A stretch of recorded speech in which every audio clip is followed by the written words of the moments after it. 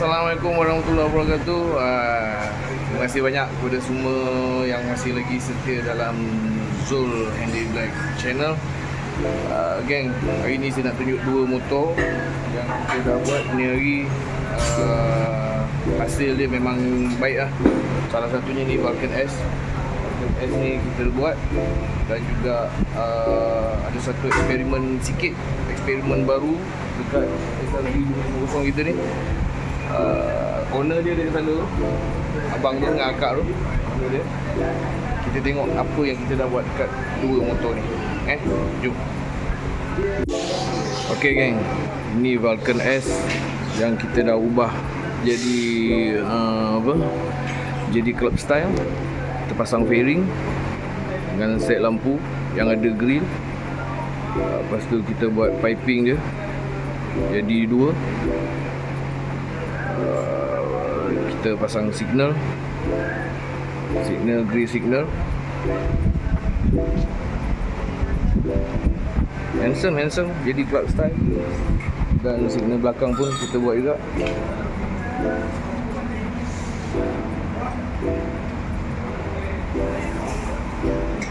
Dan juga kita pasang CC bar untuk brother ni.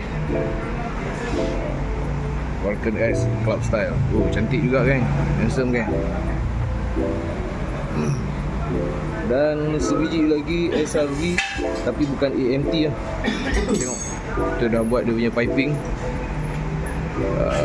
Kita buat tukar handle, side mirror,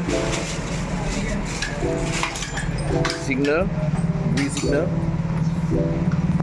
Dan juga set belakang, piping bunyi baik kan. Ini eksperimen baru yang kita buat. Barang pun dalam ada kita buat, bikin baru punya berbanding pada SRV yang sebelum ni.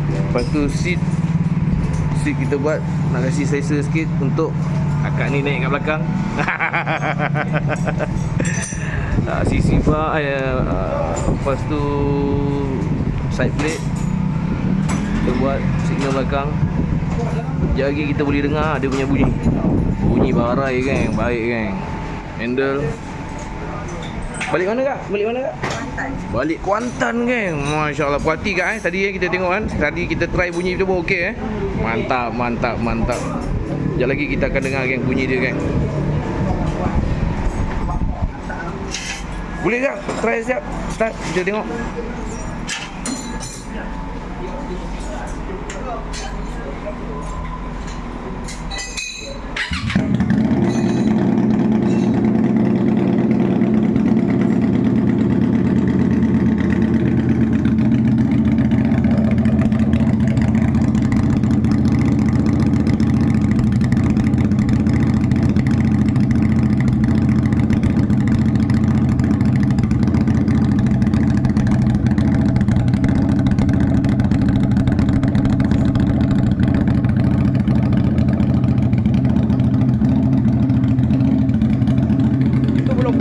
Kalau perah aku tak tahulah macam mana bunyi dia.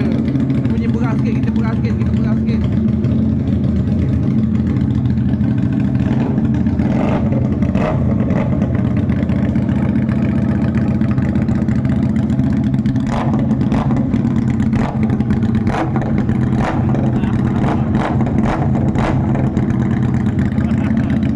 Mantap geng.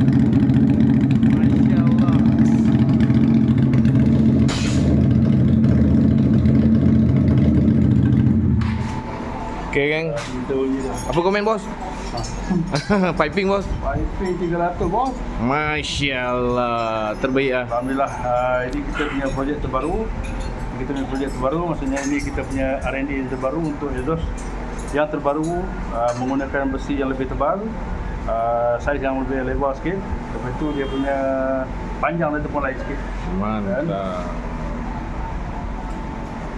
Dan inilah hasilnya.